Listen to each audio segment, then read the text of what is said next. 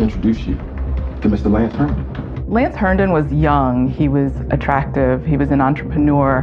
Lance had 3 different girlfriends at the same time. No lack of suspects.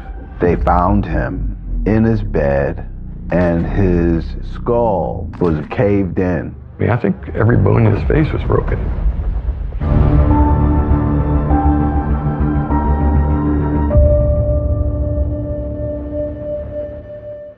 Lance Herndon was a 41-year-old entrepreneur and prominent figure in Atlanta. He was recognized for his business achievements in the African American community by countless Georgia-based organizations, as well as the George H. Bush and Bill Clinton administrations. But all that success came to a tragic end when he was found bludgeoned to death in his suburban Atlanta mansion on the morning of August 8th, 1996. His family, friends, and neighbors were all shocked. No one could figure out who would do this to Lance Herndon and why.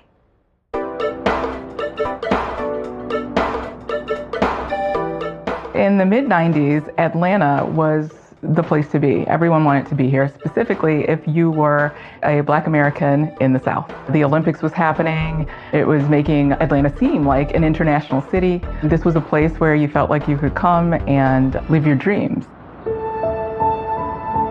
I wanted to write about the new Atlanta. I wanted to write about Black people who were creating a nouveau riche, really. And so I wanted to write a cautionary tale about a Gatsby-esque figure who shows up in Atlanta and sort of pays a big price for sort of flying too close to the sun. Lance Herndon was a very interesting person. He was a who's who in Black Atlanta. He had achieved a great deal of success professionally. So Lance Herndon was cited by a couple of administrations, the Bush administration, the first Bush administration, as well as the Clinton administration, for his entrepreneurship. His company, Access Inc., was one of the fastest growing computer technology companies in the Southeast. He was young, he was attractive, he was an entrepreneur. He had a very nice home, he had lots of cars. He lived his life to the fullest. Lance Herndon was a charming, charming guy. Everybody liked Lance Herndon. You know, women, men. He was kind of a flirt. He really was the sort of guy that everyone wanted to know. So Lance Herndon kept his office in his home. And so he had workers in the home. They didn't have access to the living quarters, but they had access to the office suite. One sort of custom of his was that he would dictate directions to his employees on a tape recorder. He would do it routinely. And so on this morning, those tapes weren't there, and it set off some alarms for the staff.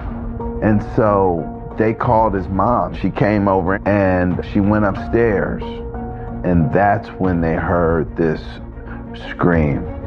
For Lance Herndon's mother, it was a horrifying discovery. Her 41-year-old son was lying bleeding in his bed. Mrs. Herndon made a frantic call to 911. Emergency, somebody done killed my baby. Okay, where's your baby? Okay, tell me what's going on. I don't know. I came in the house. He's 40 years old. I found him in the bed. She called 911.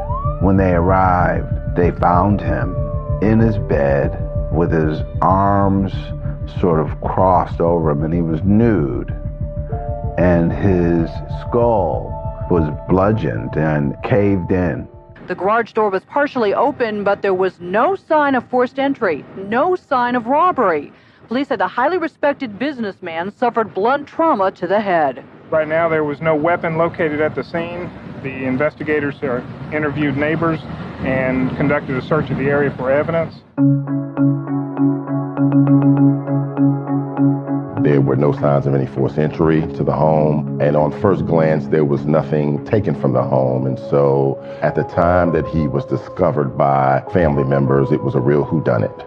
But it was clear that It was a crime of passion. That's what they felt. Like whoever had done this knew him. There was a picture of one of his girlfriends, Kathy Collins, on one of the dressers, and the face of it was turned down. She was kind of in a teddy, and it was an intimate photograph. It definitely raised questions about who put the picture face down, right? Why didn't they want to see that? The police had conducted interviews of many people, but fundamentally there was no smoking gun and there was no arrow that really pointed to a person who was responsible.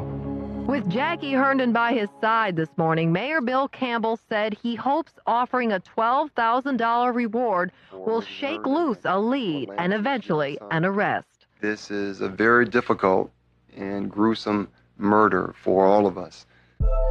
Lance had 3 different girlfriends at the same time, and it was just a chaotic scene where 2 or 3 women would be at the house on the same night. And I think most people would agree it is just not possible to sustain that type of a lifestyle. At the same time, he had people that were very angry with him about business dealings. He owed money. He had recently had several confrontations about money. He had financial problems. He probably had debts that nobody doesn't even know about. So there were plenty of people who might very well have wanted Lance Herndon dead. No lack of suspects. As Roswell police investigate the crime, Fulton County deputies stand guard in front of the home. The Herndon family has hired more protection because at this point they still don't have a clue about who murdered 41-year-old Lance Herndon. I think that people were very surprised in the community that Lance lived in. It was relatively quiet. It was wealthy. They certainly did not see a lot of homicides. There was a sense that this Roswell Police Department may have been a little over its head.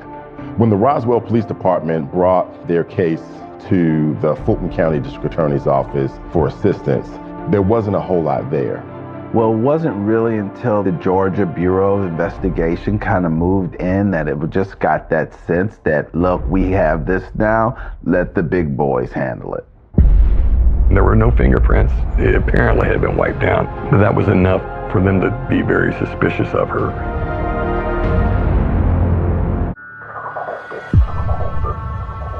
Police have no murder weapon, no time of death, and no motive.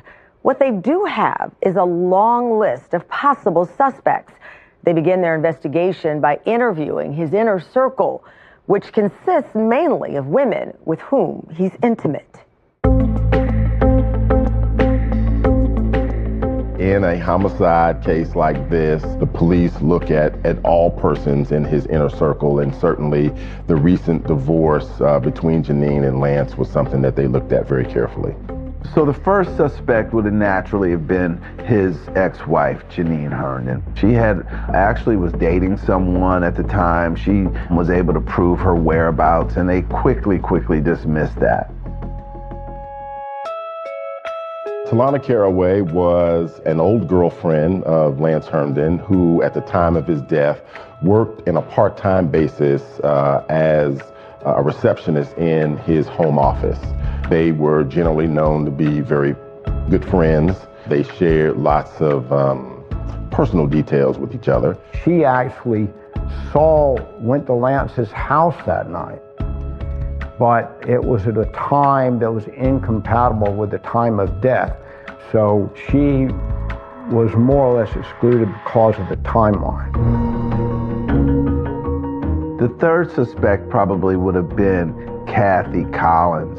That was his kind of girlfriend, the woman that he was seen with the most publicly.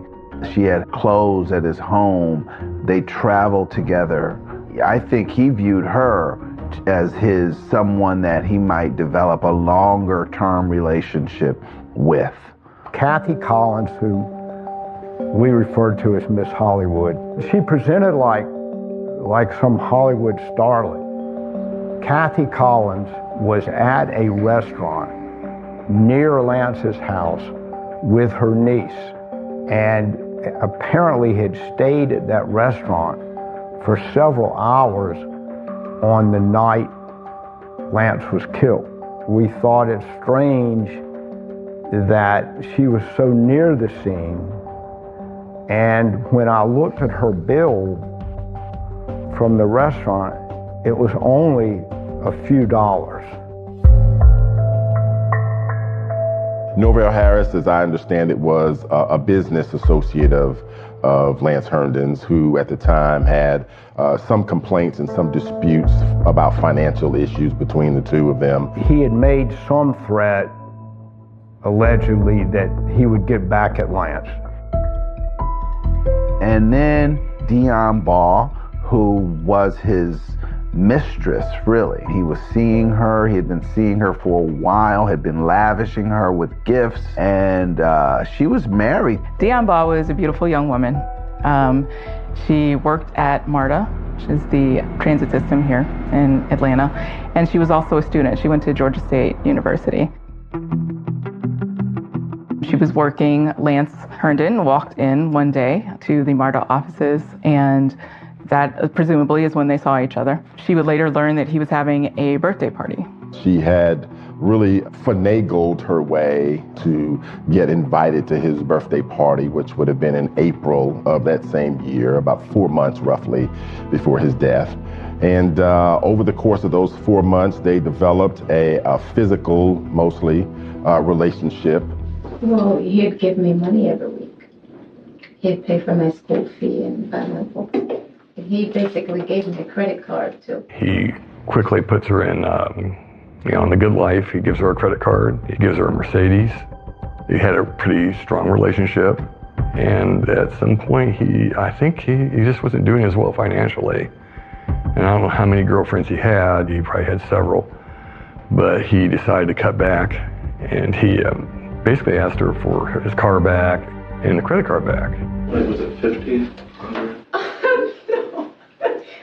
What can $50 do? That's lunch money. No, sometimes it'd be $700, sometimes it'd be $500. Sometimes. Every week? Basically. Oh, nice guy. Damn. I'm embarrassed. That's okay. I hope this is not on camera. Her husband, Sean Nelson, who lived in Jamaica, did in fact find out that his wife was cheating on him. There was a moment where Sean actually called Lance on the phone and confronted him. And that became kind of something that they ginned up as evidence as well, that Sean had maybe flown in and killed him and gotten back on a flight. So the police had the task of narrowing down these suspects, and they eventually came to focus on Dion as the primary suspect for several reasons that are all circumstantial. But I think you probably went to his house, because we have proof that he was at his house. There's no way you could have. But I never, do I need to get an attorney? The police did not have a good case against Dion Baugh at all, but they did manage to find a single hair from Dion on his body, another one in the bed. There was some skin under his fingernails. Now, none of that really meant a whole lot because, she was having sex with him. The police had no evidence that Dion was on the scene that night. Obviously there was the DNA, but that's not time specific. So the DNA of a lover in the other lover's bed is not compelling evidence of when she was there. You left work, went to school at Georgia State at 6 o'clock. Then went up to Norcross, picked up your ex-husband or your husband and your daughter, I guess from the house there. And then went to Hartsfield. Yeah.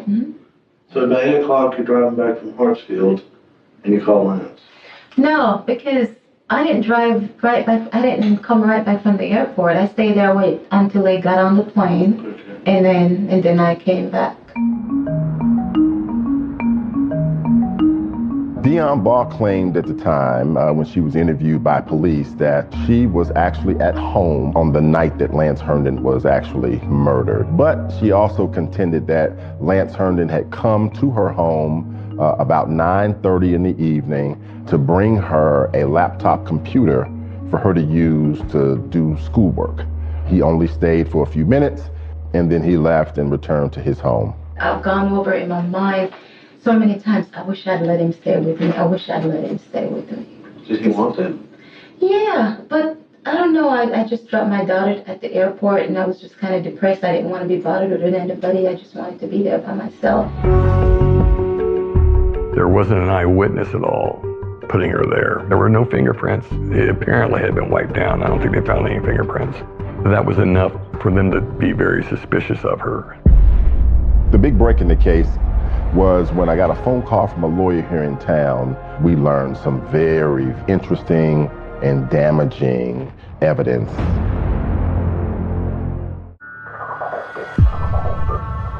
With no hard evidence tying Dion Baugh to the murder, detectives focused on her claim that Lance himself brought a laptop computer to her home on the evening he was killed. Did you know he was coming? Did I know he was coming? Yeah. Okay. Yeah, because he told me that, if you're going to come over here, I'll stop by there. And I said, well, no, I really don't feel like any company. And then he said, well, I'm coming anyway. And I said, well, okay, when you come and bring the computer then. And that's when he brought the computer. You told him to bring the computer when you needed it for school? Yeah. I have a computer, but I loaned it to my aunt, so I needed one in the house, and I didn't feel like going back to the office. I told him to bring the portable one. Did the computer have the case, the cover to it? No. Nothing? No. He just gave it to me just like that. Lance could be really fastidious. He was a guy who never let his laptop computer leave without the bag. And so that computer was found at Dion Baugh's home in a closet without the bag. So the case started to turn on when the computer left that office and wound up at her home. Right now, there's about 4 people that swear that he was at his house working in his office until 10:30. I don't know what to tell you. I know he came over there, he gave me the computer, and he gave me the credit card, and then he left. They thought they had to lie with the laptop. It looked pretty strong that there was a lie. Still wasn't a lot of evidence about when he delivered the laptop, but it was something. And the forensic evidence they had, I think their biggest view on that was Lance Herndon was supposedly so meticulous with his cleanliness that he wouldn't have her skin under his fingernails unless he had had sex with her that night or that day, and he wouldn't have had one of her hairs on his body, probably not even one in the bed.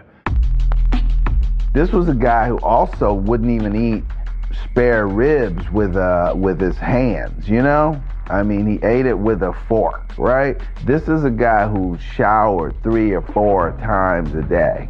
There were just certain things that were present in, on, and around his body that would not be expected to be there when you understand he was a person who washed his hands consistently, for instance.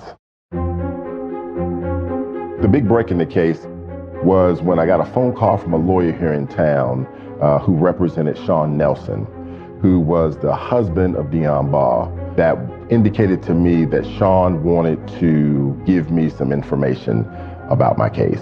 Sean Nelson and Dion Baugh were in the midst of a very contentious divorce here in Metro Atlanta. I had a chance to speak with Mr. Nelson and his lawyer and Mr. Nelson's mother, who had traveled here from Jamaica for the purposes of the divorce trial. And it was during that meeting that we learned some very, very, very interesting and damaging evidence against Ms. Baugh.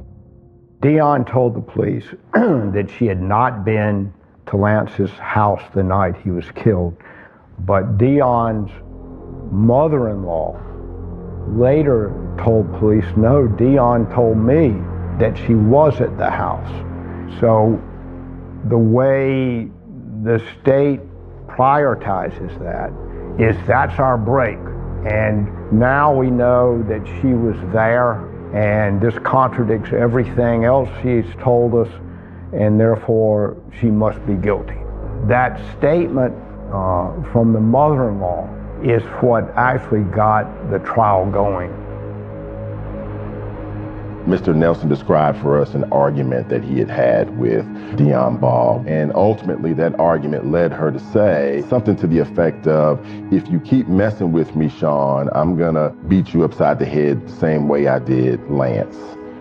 One of the elements of this story is that she could be really jealous.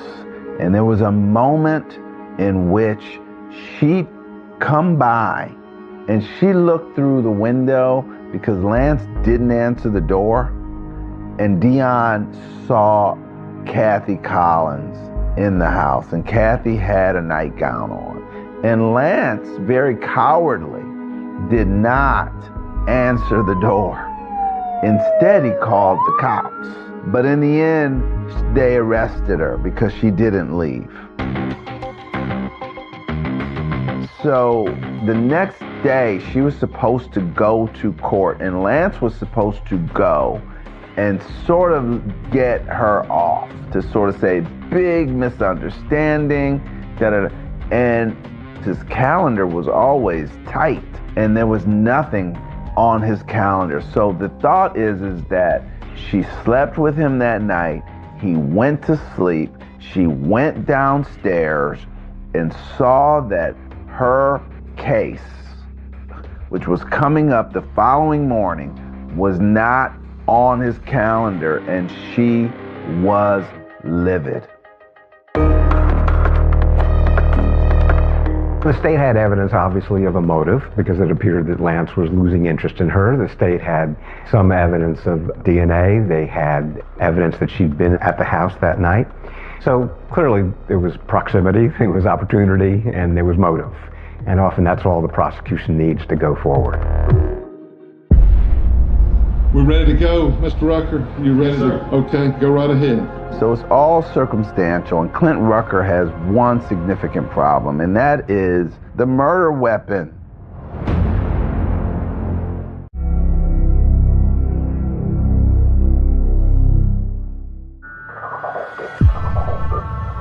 The state's case against Dionne Ball was light on evidence, and the evidence they did have was all circumstantial. For a savvy young assistant district attorney, it was the perfect challenge. We're ready to go, Mr. Rucker. You ready to? Okay, go right ahead. I have been given the responsibility of presenting to you the case of the state versus Mrs. Dionne Andrea Ball. The evidence will show you that on August the 8th, Ms. Ball was very angry. She confronted Mr. Herndon, and she killed. Clint Rucker had that rare combination of really great street sense and intuition with kind of a real knowledge of the law and how to blend that in extraordinary ways with very little evidence at times. One of the things that you will not hear from in this case is an eyewitness. There were no eyewitnesses to this crime. And although the investigation in this case was thorough and it was exhaustive, you will not see the murder weapon. The police were not able to recover it. It will be the inconsistent words of the defendant and the inconsistent actions of the defendant that will prove her guilt beyond a reasonable doubt. This woman has been laboring under these accusations, under these innuendos, for 6 years of her life. And to this day, the state cannot tell you a time of death for Lance Herndon. They cannot tell you a murder weapon that killed Lance Herndon. They have no fingerprints of my client. They have no blood evidence related to my client.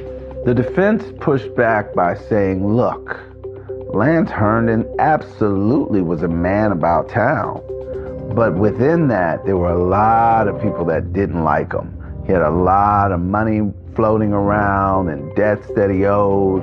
The Dion Ball would have been the only woman who was scorned. I mean, that Lance Herndon kind of had a mark on him. They don't know if Lance Herndon was murdered by one of his other girlfriends, and I'll tell you in a minute, by a jealous husband of any number of women he was dating, whether he was killed by somebody that was mad at him in conjunction with his business, in conjunction with his nightclub, in conjunction with his loans. They don't know.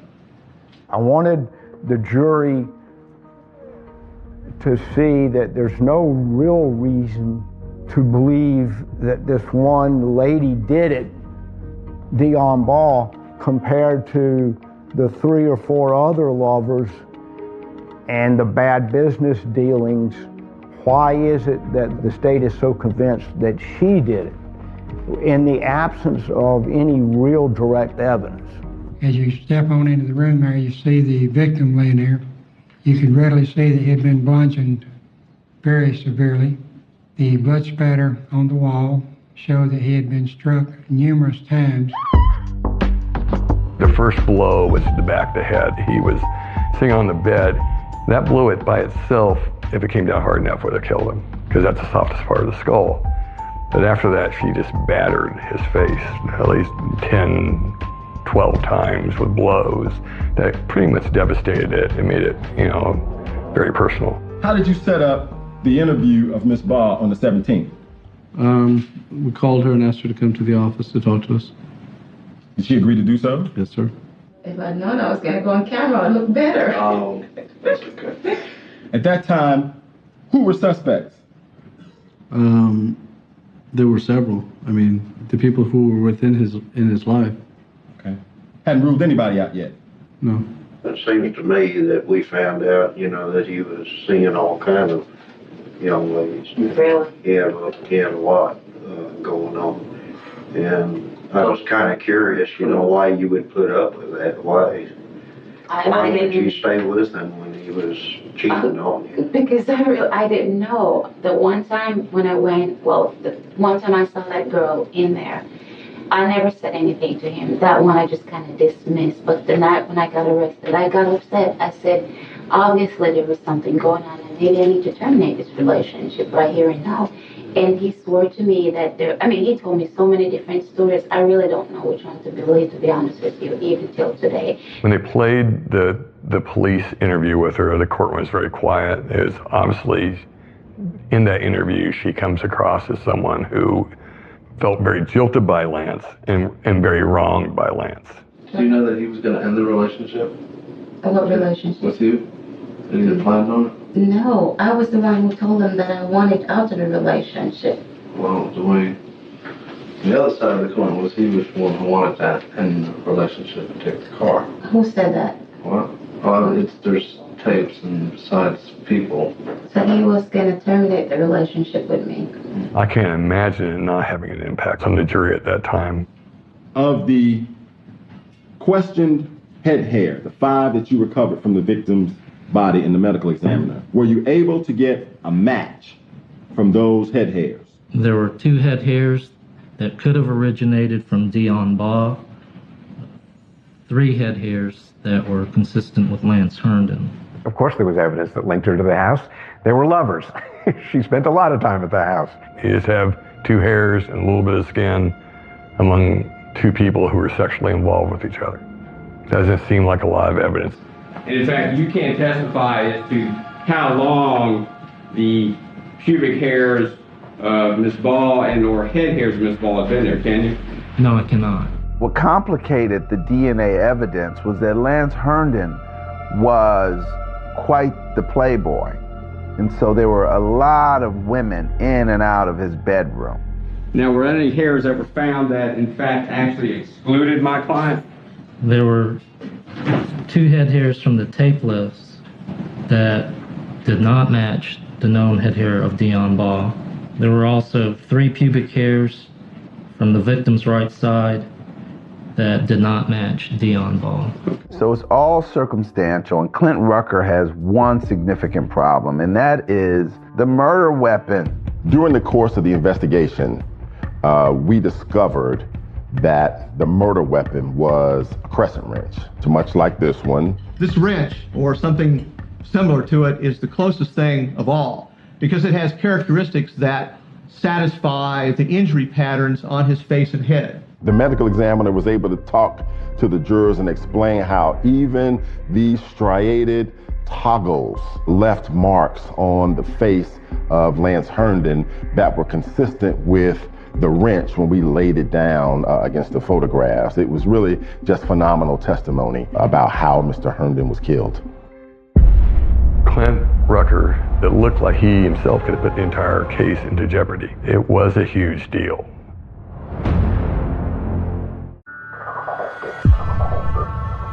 The state's case clung to 2 hairs of DNA and a potential murder weapon. Would it be enough to convince a jury of Dion Baugh's guilt? Assistant DA Clint Rucker believed it would, but William Quinn and the defense were not going down without a fight. The state has to put a dagger through her heart by showing that she killed somebody. Now, where is the evidence that she's killed someone? Where is the evidence of any bad feeling on her part for Lance Herndon? If they cannot find a murder weapon, so they buy a murder weapon. They thought they had a case because there was a pubic hair. And they thought they had a case because there was a head hair. When the medical examiner says those hairs could have been there from sex and could have been there for days, then how could you ever convict somebody of murder on those hairs? If there's any reasonable explanation other than her guilt, it's your job. It's your job to find her not guilty. For a lot of people, your verdict will bring a sense of closure. You will finally bring his killer to justice. He was 41 years old at the time of his death. It's not right. And this is what this defendant did to him. It is not right. Basically, it was a weak case on evidence. They had the strong prosecutor because the prosecutor made a very compelling closing argument. Convict this defendant of each and every count in the state's bill of indictment. Do not let her escape. I didn't feel like it was a slam dunk in this case. I was anxious about it, but I certainly felt like I had done the best that I could do. Will you publish the verdict? Yes, sir. We, the jury, find the defendant, Dion Baugh, guilty of murder. Dramatic win, maybe undercut by a dramatic misstep by the prosecutor after he won his conviction. It looked like he himself could have put the entire case into jeopardy. Mr. Quinn, you made a motion for mistrial based on what factors? One, the motion for mistrial was that the prosecutor, in the middle of the case, it was determined that he was not in good standing with the state bar. Clint Rucker had neglected to pay his membership dues to the bar. It was a huge deal. Mr. Rucker, you will admit, won't you, that at the time we started this trial, you were not in good standing with the state bar? Yes, that appears to be the case. There is law that says that if the prosecutor is not licensed, then the whole formality is wasted. The trial is wasted. The defendant is entitled to be tried by a member of the bar. I expect him to play by the same rule I do, and when he don't play by the rules, there's consequences. The consequence in this case is a mistrial. The judge, he didn't throw the case out. I'm going to allow the jury verdict to stand, and we're ready for sentencing in the case. ultimately the law allows for the prosecution of a case, even though the administrative fees have not been paid. And so we quickly rectified that, and of course the judge ruled correctly. Well, the court sentences life imprisonment in the malice murder conviction. Dion Ball was sentenced to life in prison, and off she went. And the family and I, along with the community, believed that the case was closed until a very, very good lawyer was hired to handle her appeal before the Supreme Court here in Georgia. We got involved in the Dion Ball case originally right after the first trial when she was in jail, and we did the appeal. It was actually an evidentiary error which led to the reversal of the first conviction, but it was the use of hearsay in that a police officer was allowed to testify to what everybody told him. She was parked in her car. Again, this is all hearsay. Somebody told him where people parked. I want to hear from the people as to where they parked, not from the police officer. I was about to have a stroke objecting. I think I objected to that like 21 times. This hearsay, and there's another thing I want to object to. This is improper bolstering with hearsay, and the Supreme Court agreed with that position. For the second trial, Dion Ball just came loaded up. They attacked his character, trying to paint him as a cad. I got a note just a few minutes ago.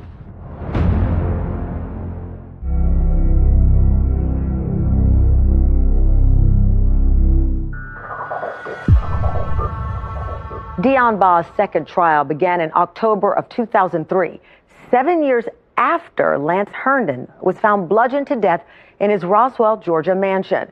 Clint Rucker once again would lead the prosecution, but Ms. Ball had a new defense team, and they were all stars. I speak for Dion Ball. I, along with Don Samuel, have the privilege of representing her. She's charged with murder, felony murder, and she's charged with stealing a computer and a credit card. You know that. To those charges, through us, she says, I didn't kill him. I didn't steal it. I'm not guilty. For the second trial, Dion Ball just came loaded up. She had a couple of fantastic lawyers in Don Samuel and Tony Axum, and she just was able to start to put together a very, very compelling case that she hoped could get her off. The Lance Herndon of 41 years old had been recently divorced in January of 1996. This is his third marriage, and she will report his divorce because of infidelity. He is having a relationship with other women while he's married, and that is only a tip of the iceberg. The second go round, the defense focused a lot more on the character of Mr. Herndon. They attacked his character repeatedly, trying to paint him as a cad, a womanizer, in that manner, kind of suggesting that maybe he got a little bit of what he deserved. The strategy at the second trial wasn't terribly different than the strategy at the first trial. It remained a circumstantial case. The prosecution's case did not improve over time. The prosecution was still going with motive, opportunity, and some physical evidence that linked her to the house. Before you can return a verdict, the state has to prove, beyond a reasonable doubt, that they have proven their case, that the defendant is guilty. I will submit to you, when you consider the evidence in this case, when you consider the lack of evidence, and when you consider contradictions in the evidence, that they have not even met the preponderance standard. They have not even proved that it's more likely than not. And what I want to do is I want to introduce you to Mr. Lance Herndon. The state's case really required the jury to forfeit the beyond a reasonable doubt standard and just say it had to be her because we haven't seen any good alternatives. I got a note just a few minutes ago, and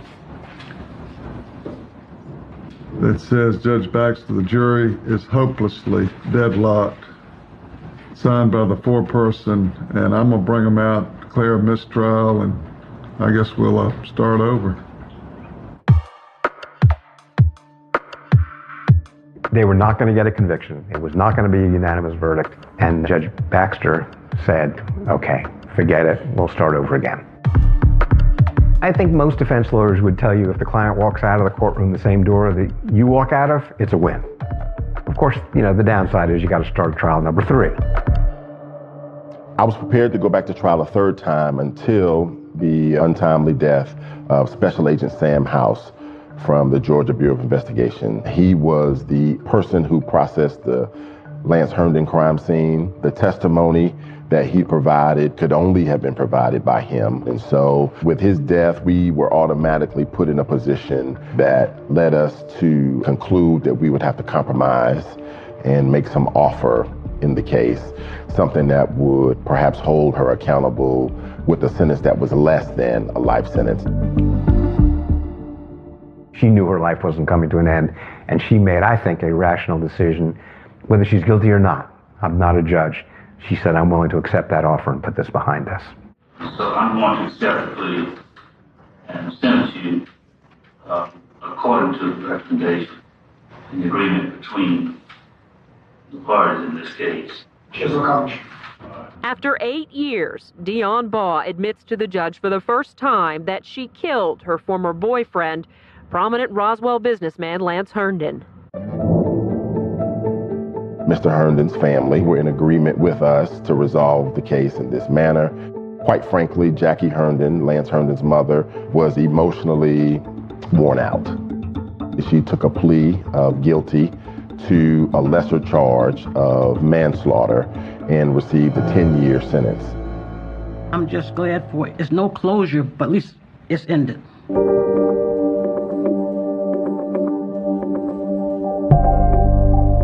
In 2011, when Dion was released from prison, I attempted to find her. I was not successful. I did manage to find one of Dion's relatives who spoke with me on the condition of anonymity. And this relative indicated that while they did not know where Dion was and had not spoken to her in quite some time, they said that they hoped that with Dion's release and her moving on, that both families would be able to find some peace. So when I think about this case, I think about a card that Harrison Herndon, Lance's son, who was about 4 years old when his dad was murdered, and that was a little card that said, "Hey Dad, I miss making donuts with you." And then I think about the crime scene photographs. No person should ever have to die like that. Whoever did this should pay. And 7 years, if in fact she did it, that ain't enough for what happened in that bedroom and the way she left his skull just shattered. And so many lives shattered as well. Dion Baugh has maintained a low profile since her release from prison in July of 2011. She's managed to avoid the media, and as of this taping, her whereabouts are unknown. I'm Tamron Hall. Thank you for watching Someone They Knew.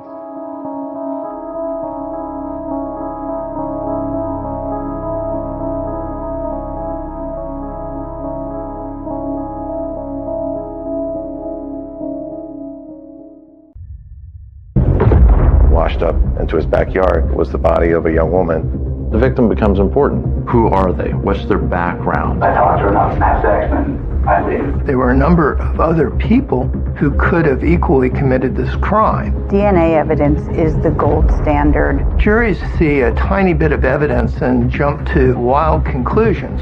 He is the killer.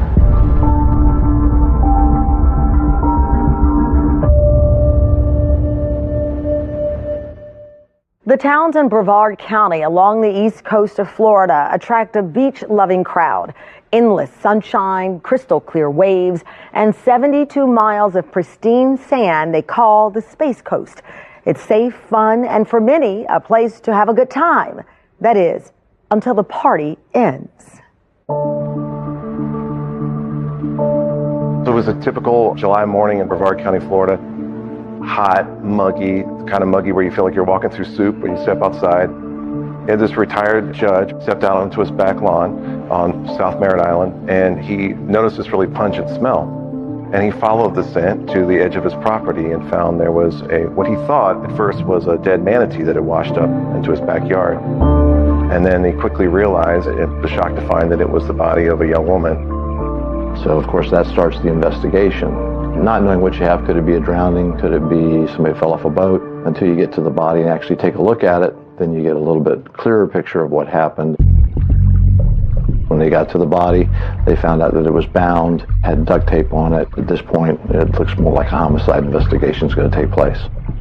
A lot of care was taken by our dive team to make sure that she was collected as well as could be done.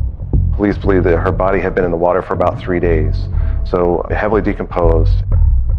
There's many items of evidence on a body that can be potentially helpful for a case. It depends where the body is found. Water crime scenes are very difficult. The water is going to be one of the worst enemies to trace evidence because water bathes a person or any object, and then decomposition on top of that is also going to create its own issues when it comes to evidence. Any type of touch DNA or blood evidence that may have been on a person, or fingerprints, hairs, fibers, those type of things, there's a really great chance that they're going to be washed away when a body is in water for any amount of time. In this case with the water, you know you have to take a lot of care because anything you do, you could lose it. It could wash off. Just moving it into a body bag, just moving it from one place to another, carrying it out of the water. And in this case, there were some things that actually helped us quite a bit. The duct tape around the eyes, some had slid down around the neck. There was some like screen type rubber spline, I guess they call it, that was found around her feet, as well as some nautical rope that had a very interesting design to it. I believe there was a plastic bag that actually we determined came from Publix. So we were lucky in some respects that there was some evidence that we could do some things with, possibly for fingerprints, DNA, trace evidence, those types of things. And then we also did the area search. Where did the body come in from? Did the body come in from the shoreline? Was it dropped off a boat? Did it jump off the bridge? And so now you have to sit and try to figure out what's your best area to go search. Most of our good evidence came from the body itself.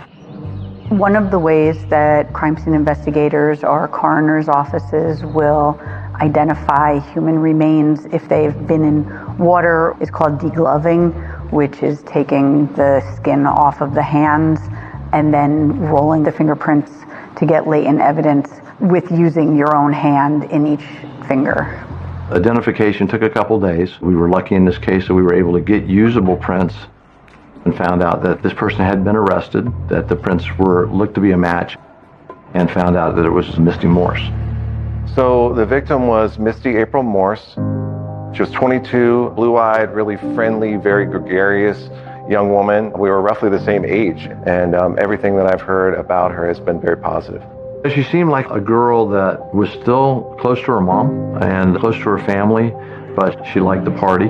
There's a lot of young people that are that way. Until they find what they want to do in life, they're out having a good time. The unfortunate part about it is sometimes the good time that you're having and things that you get involved in can be dangerous. A lot of people say, you know, it's who you're with. She just hadn't found her way, and she got involved in some things and with some people that she shouldn't have, and led to her demise. What was your relationship with her? I broke up with her and she slept with my roommate. At that point, I was done with her.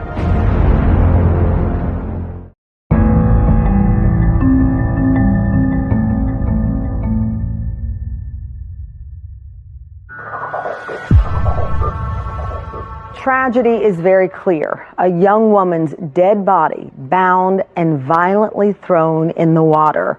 Obviously, a grisly murder has taken place. But besides the victim's name, investigators have little else to go on.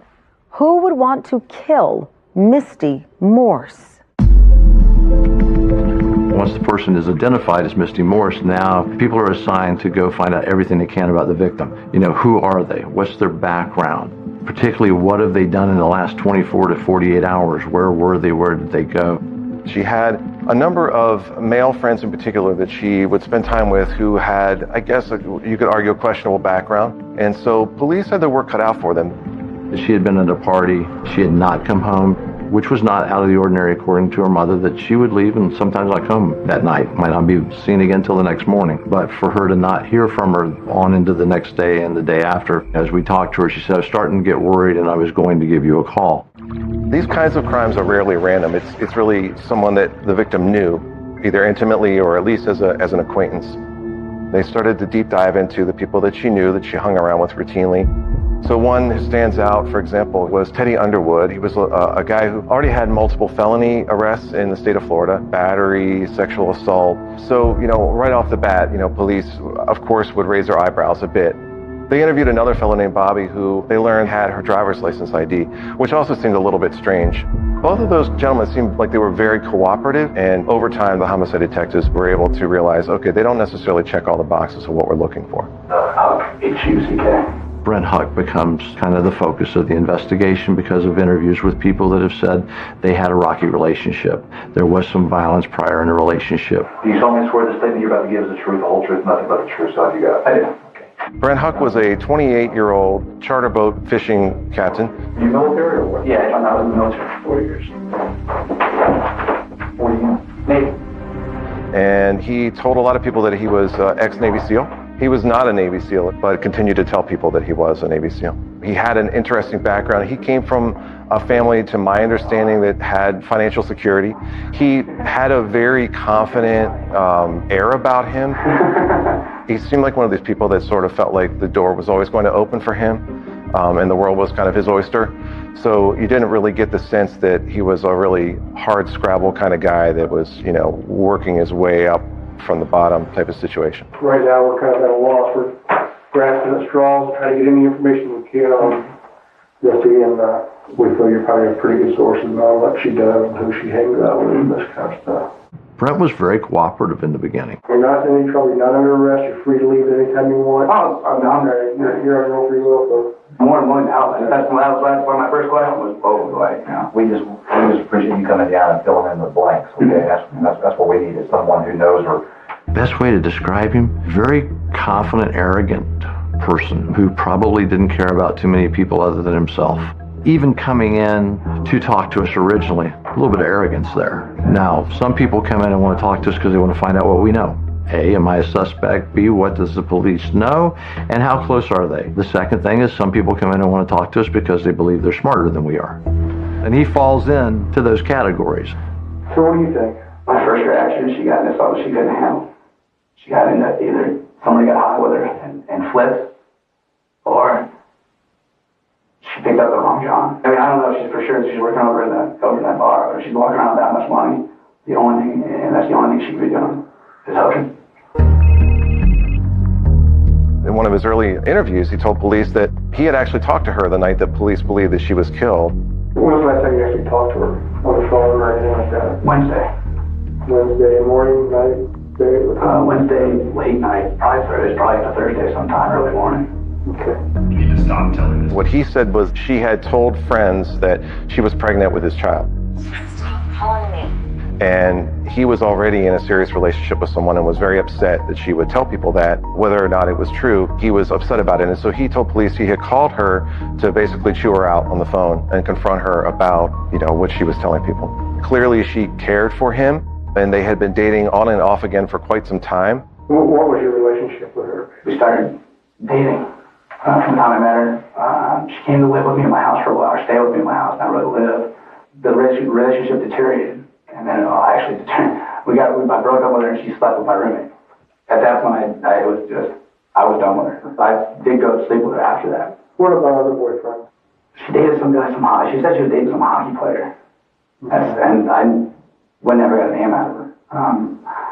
From around here? She's up in Orlando, apparently, one of the pro teams. I don't know. It's just I talked to her enough to have sex, and I'd leave. There were different check boxes that they were looking for. With Brent Huck, you had someone who knew how to tie a nautical style knot, a cow hitch knot. He has a boat. He has the ability to do this. In talking to people, he has been known to be violent in the past. The last person to talk to her was Brent Huck. He said, I talked to her and that he basically was angry with her and told her, quit telling people that you're pregnant. Stop it. So, is there a motive? Yeah, a motive kind of pops up.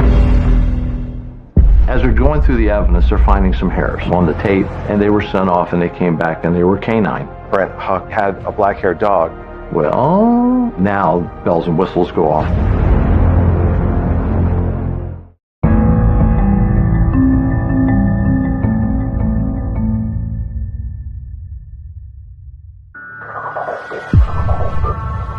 The case is slim, but with some viable suspects in mind, investigators now turn to finding whatever evidence they can. Brent Huck fully cooperates. If it can help find Misty's killer, he says he has nothing to hide. He willingly allows police to search his house and his boat. Forensics has become very helpful to the police. It's also a hindrance in some respects because investigators rely on it. Oh, we'll wait for the DNA. What if it doesn't come back? So you still have to do old-fashioned police work. So detectives get to Brent Huck's doorstep, and the answers to the door, they find him to be pretty open in terms of talking with them. I mean, he didn't slam the door in their face and immediately, let's say he wanted an attorney. Brent was very cooperative. He actually allowed us to do a consent search of his house. Eventually, we came back and did a second search with a search warrant. As time went along, he was not quite as happy with us, and I think he realized that we were starting to look at him really hard as a suspect. In searching his home, we start to see duct tape, and it's white duct tape, which is a little different. Most people have the gray or silver type of duct tape, but he has white duct tape. Doesn't mean it's the same duct tape, but it's interesting. Duct tape, since it has a sticky side to it, is a good collector of trace evidence. So potentially you can get fingerprints off of duct tape on the sticky side as well as the smooth side. If there are hairs or fibers that are stuck to the duct tape while it's being pulled off of the roll in the environment it was originally in, that would be a really good thing to look for. The tape, they believe, had been wrapped around her eyes, her nose, and her mouth. On that tape, they found black hairs. As they're going through the evidence, they're finding some hairs on the tape, and they were sent off and they came back and they were canine. Brent Huck had a dog, a black-haired dog. Quick glance, it looks very similar to the type of hair that was found on the tape around her head. And we find a piece of rope that's in the river underneath his boat that has the same markings on it. It is a rope that's generally used by people that are into boats. It's not something you or I would buy. You had someone who had access to a boat. He owned a boat as a charter boat captain. So when you start to put those pieces together, your gut feeling and intuition, I didn't like what he said in the interview, or these things were wrong, but then you start putting physical evidence with it. Well, now bells and whistles go off there. Was it possible to take that hair, send it off, get standards from his dog, and be able to match the dog as far as did the hair come from that particular dog, or at least from that breed? Can we match that? Is it possible? We'd never done it. Lab tests take time. So as you're building this case, you may get one lab result back, but you're waiting for another lab result back, and you're waiting for cell phone records to come back. We don't have the availability to just hand something to a lab and in 12 hours we have a response back. This letter that Misty's mom wrote on the 1-year anniversary of her death, she wrote a letter to the editor that was particularly chilling. And I remember specifically in that letter, her mom wrote about how frustrated she was that, we're 1 year in, Misty's killer was still not brought to justice. He was still basically running around free, enjoying life. And I remember the haunting words in particular. She said she hated to be cold and wet, and she was left in the river. And that really spoke to me, and I felt that sense of frustration. No one had basically made any arrests yet. And so I think that sense of frustration was really palpable. So a big problem that we see today is the CSI effect. These shows make the process much easier, much prettier. The time that officers put in on TV is nowhere near the years that you have to put in on a case. Why did it take so long? First, we had to go through the evidence. We had to find out where that evidence could come from, just like with the nylon rope. Who sells it? Where can you buy it? Did he possibly buy it? And we actually found a link between him and the store that sells it. So a lot of this case dealt with the fact of building these things together, of putting these pieces. This is a circumstantial case. He doesn't confess. So we have to build this case and present it to a prosecutor in a way that the prosecutor goes, okay, we like it, we'll take this case. It was about 2 years, and that is, I would say, about 95 to 99% due to the length of time it takes for that DNA testing to come back. It took that long because it was a very advanced sort of technology and testing that needed to take place. And so during this time, you did have that frustration of everyone involved of, is that testing going to come back with what we hope it will come back with? They weren't even positive, that they would get the results that they needed. They just hoped and believed that they would. I think the dog DNA was the final straw after we had received all the other forensic evidence that made us decide that we could go forward with the case. It was a very, very strong circumstantial case, but again, you never know what a jury's going to do. The investigator for the sheriff's office had a bias. He had his blinders on. Brett Huck was his target, and he wasn't going to consider or even follow up on any information that was inconsistent with the theory of Brett Huck.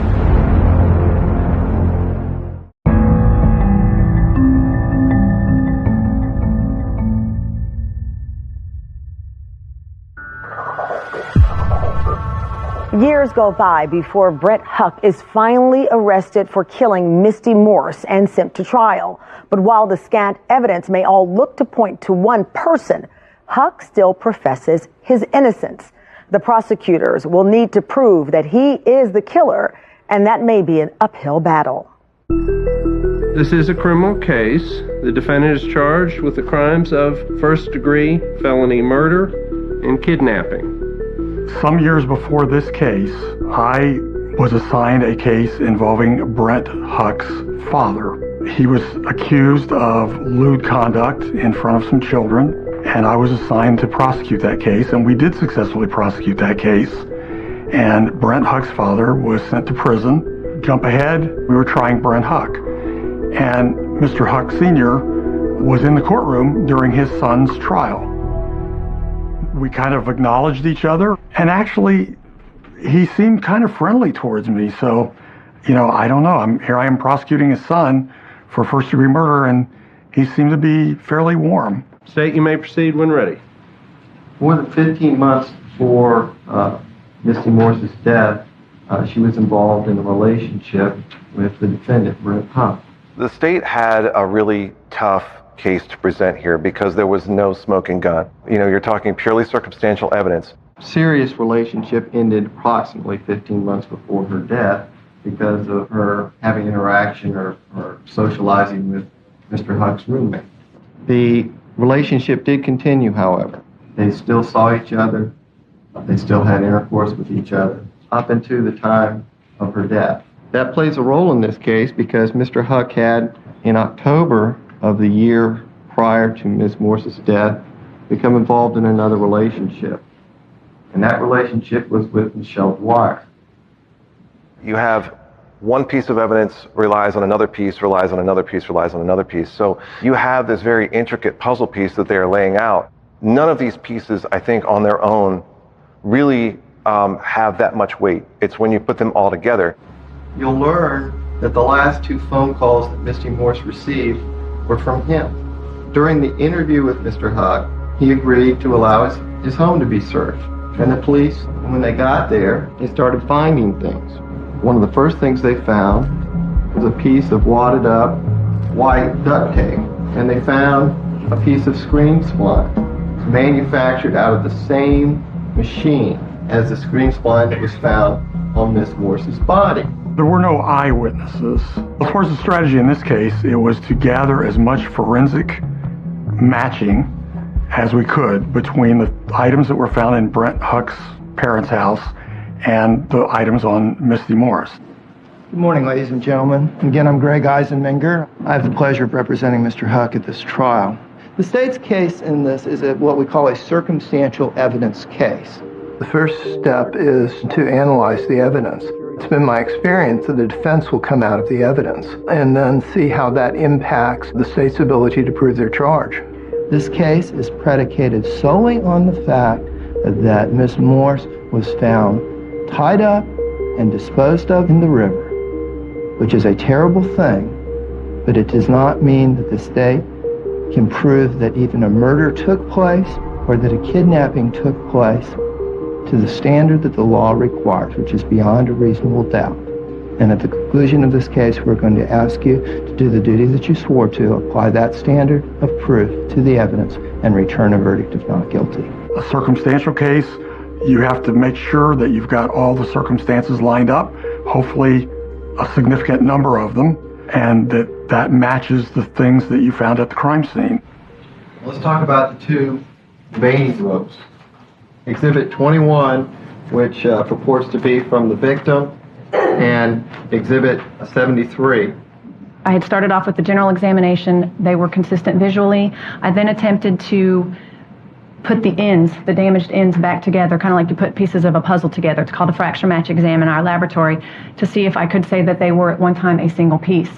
Because of the conditions of the ends, they'd either been melted or they were fraying so badly I was unable to do that particular exam.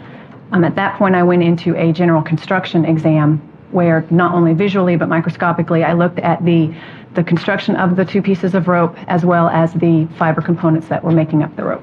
Okay.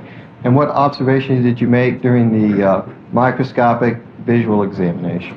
The two pieces of rope were found to be consistent in all areas that I examined. You said that they, and you used the language, could have had a common origin. Is that correct? That's correct. That's significantly different than does have a common origin, correct? That's correct.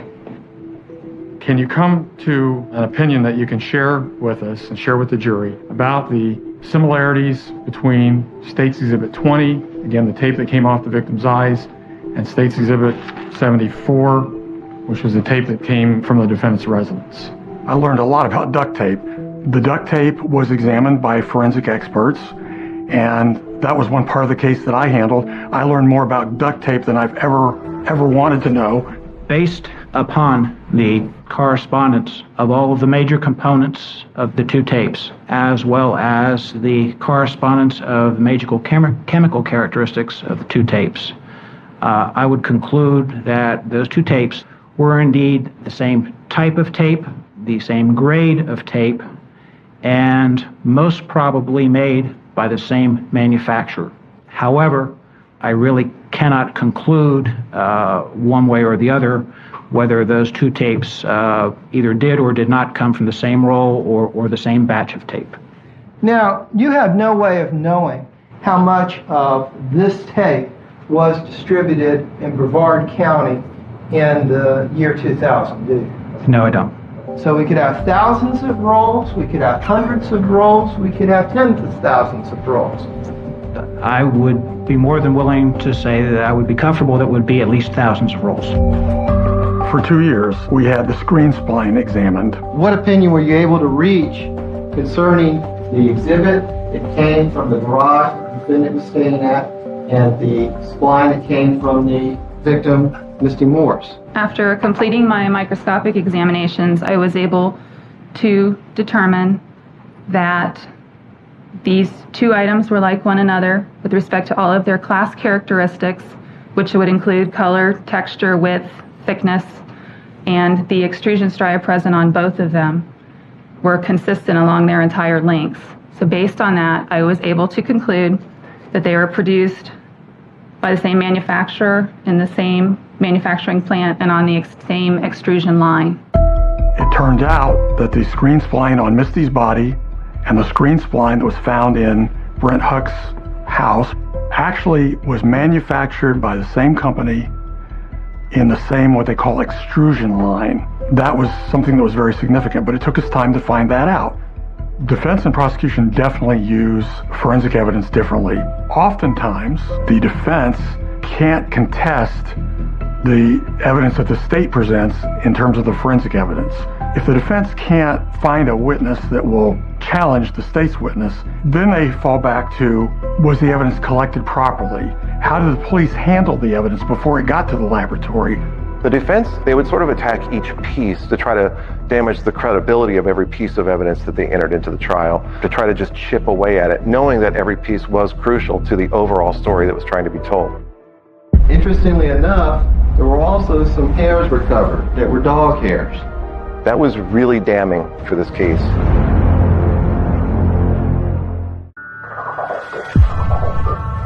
The prosecution's argument hinges on the forensic science, and the accumulation of that evidence stacks up each new piece on top of the other, raising the perception of Brent Huck's guilt. They found the rope, the tape, and the rubber spline all in his possession. He has the means, he has the motive, and he has the dog. But like a house of cards, a mere breeze can send the whole trial crashing down. Can the prosecution prove their fragile case beyond a shadow of a doubt? This is State's Exhibit 54. This is a photograph of the Rottweiler Shepherd mixed breed dog. On the tape and on the rope that was recovered from Miss Morse, there were also some hairs recovered that were dog hairs. Did you perform a comparison of the known hairs that were from a German Rottweiler mix associated with Mr. Huck with these unknown or questioned samples that are in State's Exhibit 103 that were taken from the tape and rope found on the victim, Misty Morse? Yes, I first tested the Q1 and Q5 samples. Okay. And then later I tested the hair and here and compared the two. The doggy DNA was definitely very significant. We wanted to match it to the dog that Brent Huck had in his house. We went out to California to an expert who could do the DNA on the dog hair. We started working on developing a system of DNA profiling for dogs. DNA profiling to determine the parentage of cattle and horses and so on was pretty routine by this time, to verify that the pedigree of animals was in fact correct, was being recorded correctly. And we saw dogs as perhaps the next big group of animals where this was going to become sort of routine. And so we developed a DNA profiling system using the kinds of markers they use in humans, same type of thing, to do parentage testing in dogs. And did you compare the results of the two to each other? Yes, I did. And what conclusion or opinions did you reach about the two results, State's Exhibit 98 to State's Exhibit 102? They had the same haplotype, the same mitochondrial sequence. He used the mitochondrial DNA, which is the maternal line of DNA. So it's not an absolute match. And we learned that dog hair, you can't match it to an individual dog, but you can match it to a breed, and you can match the mitochondrial DNA. And were you able to obtain a mitochondrial profile on those hair samples? Yes. What opinion do you reach from that observation? My opinion is that in the dog population represented by my database, you expect to see that haplotype in about roughly 10% of dogs. And would you also expect not to see it in approximately 90% of dogs? Approximately, yes. DNA evidence is the gold standard of forensic evidence. It is the most accurate in identifying a person. If you apply the same science that determines human DNA, it's the same science. At the time, this was extremely revolutionary and cutting edge to be able to match a dog hair that's on a tape that's been in the water for 3 days on a victim's face with the hair of the suspect's dog, to be able to determine that this dog matches within 10% of all the dogs in the world matches the hair that was found on this tape. That was really damning for this case. Ma'am, is it possible an examination for mitochondrial DNA from those other hair samples may have revealed hairs from another animal, another dog? Of course. The dog hair DNA was interesting, but what you have to realize is the actual DNA result merely put the dog in a category of dogs. There were probably 10,000 dogs in Brevard County that fit that same DNA. people hear the word DNA and they think of it as a genetic fingerprint. So if an expert is allowed to say the DNA matches, even though you're bringing out the fact it doesn't really match, it merely places it in a category. But juries see a tiny bit of evidence and jump to wild conclusions. And so a lot of times they will pay a lot more attention to things that they probably shouldn't. I was thinking the judge shouldn't have allowed it. Defense, you have some motions? Judge, first I move for judgment of acquittal. What they did at trial is they tried to attack our charge on some legal grounds, a judgment of acquittal, which means that the evidence wasn't enough to get to the jury, so they attacked it legally. And I might say that's where Mr. Eisenmenger excels. Essentially, what their case comes down to is because it does not exclude Mr. Huck, they want to argue to both the court and to the jury that that is the functional equivalent of including Mr. Huck. It means that he must be the only person who is guilty because he is the only person that is charged. There's nobody else who is being presented. Now, we did present, as part of our reasonable hypothesis of innocence, the fact that there were a number of other people who could have equally committed this crime. We know Teddy Underwood was interviewed. No one asked him about any of these items.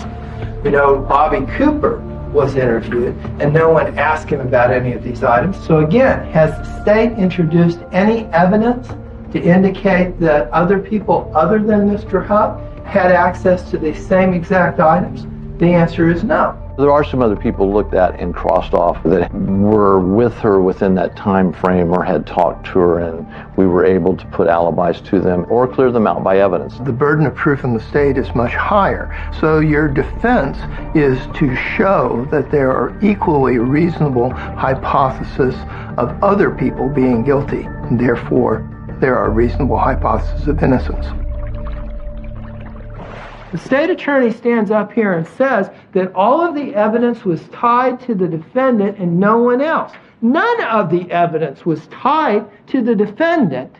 He is merely one of the possibilities along with all of Brevard County.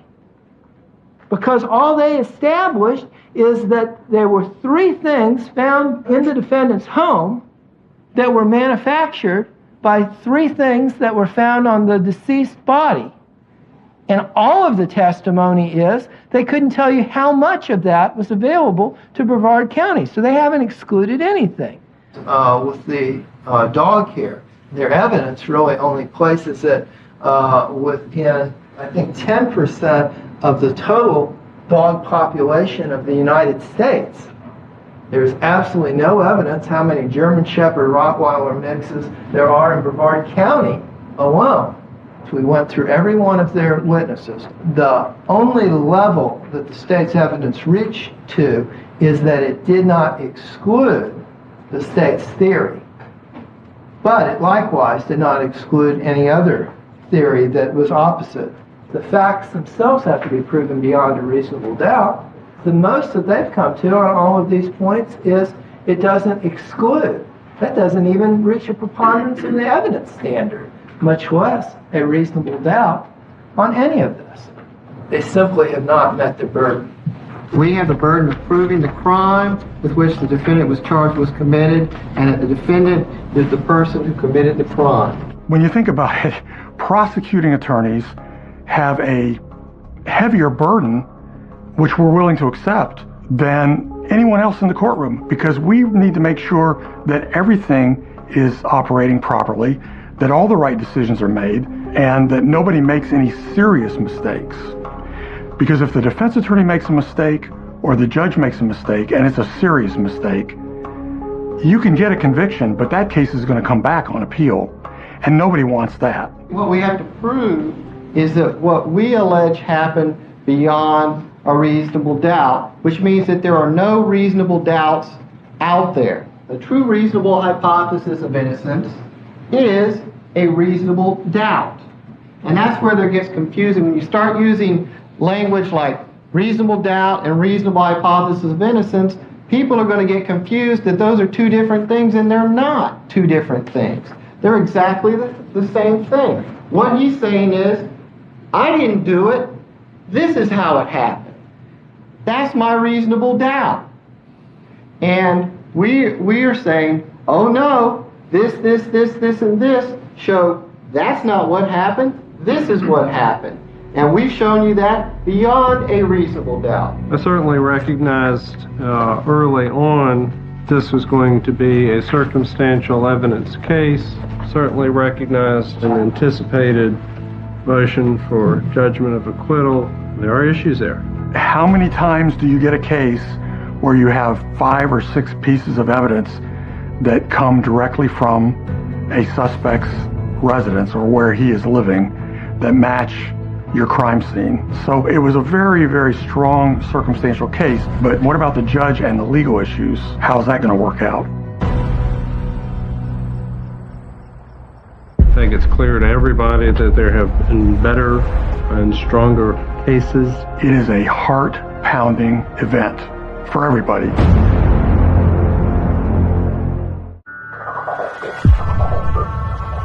Away from the jury, Brent Huck's defense moves for acquittal, expertly citing case law and arguing that the state has not properly met the burden of proof.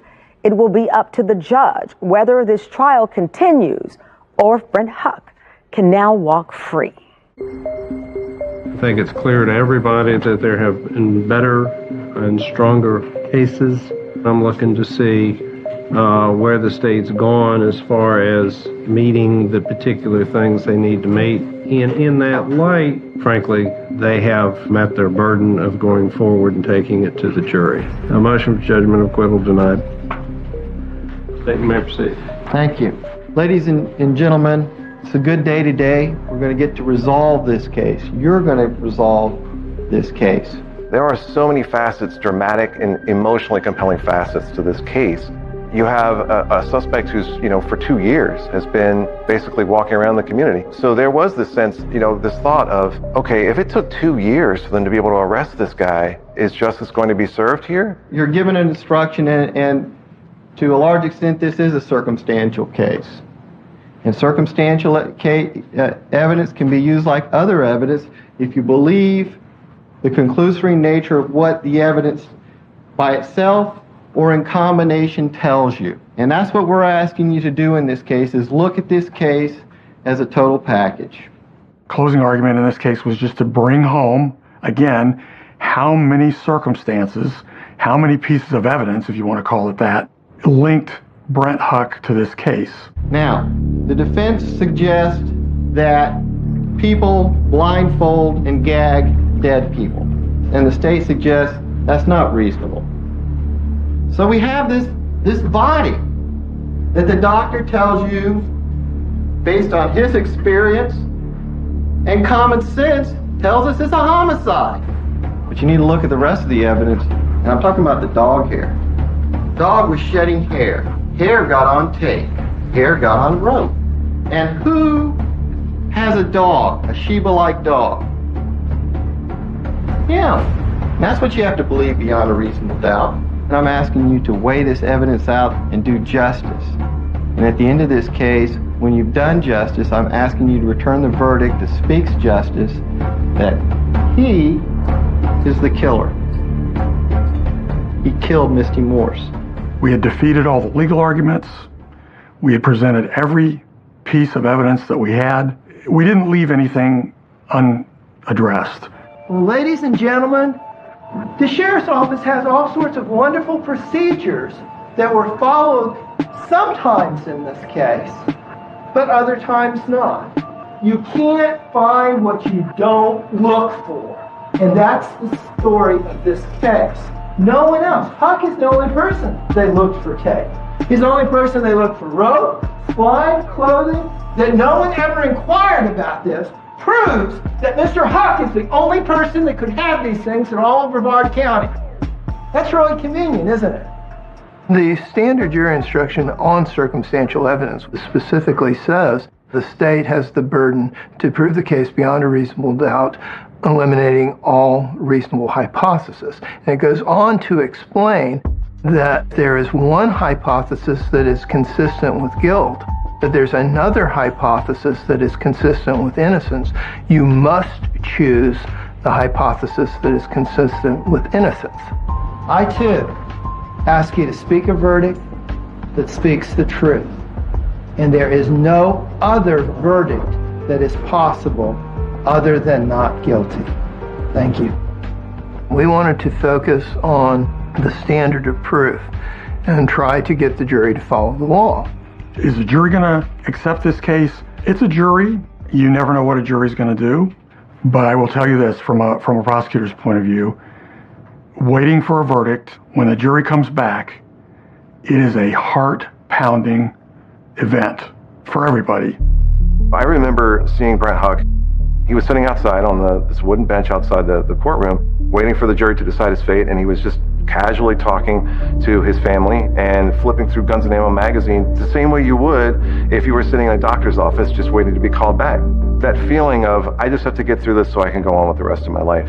You know, that wasn't the feeling that you would get, what you would expect from someone who has the weight of the world hanging over their shoulders. Understand we have a verdict?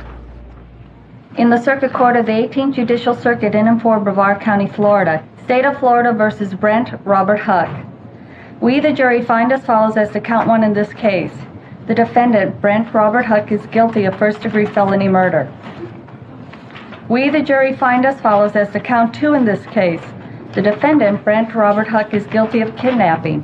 So say we all in Vieira, Brevard County, Florida, the first day of April 2003.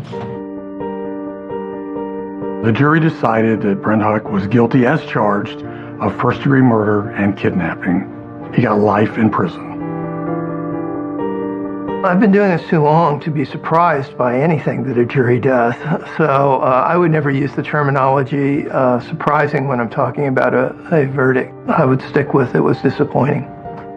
The accumulation of all the evidence. He's got the dog hair, the DNA matches up. A normal person sitting on jury is going to go, what's the chances that there's another dog? I think justice was served, and I also think there's a certain amount of poetic justice in the story. When you think about the fact that Misty actually gave Brent Huck that dog, she gave him the dog as a puppy. So the fact, I think, that she gave him that dog from a place of love, and ultimately that helped to basically bring her killing to justice, I think there's a poetic nature to that too. The case against Brent Huck came down to two things: science and the laws of evidence. It may take time, but ultimately, advanced forensic tools and technology can help connect the dots. Brent Huck is currently serving his 2 concurrent life sentences at Columbia Annex, Florida. I'm Tamron Hall. Thank you for watching Someone They Knew.